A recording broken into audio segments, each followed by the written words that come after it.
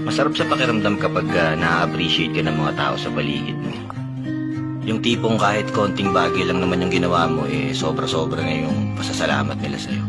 At syempre, dapat ganun ka rin. Huwag mo kalimutang magpasalamat dun sa mga taong may nagawang mabuti sa'yo. Maliit man yan o malaki. Wala na ako ibang gusto ngayon. Kung hindi, papayapang kaisipan, tahimik na buhay. Yan lang. Basta ako, ini-enjoy ko na lang bawat oras na masaya ako. Ini-enjoy ko na lang kahit mag-isa ako. Dahil lahat pwede magbago. Sa lahat ng tropa ko pa din kayo kahit di na tayo nagsama-sama, di na tayo nagkita-kita.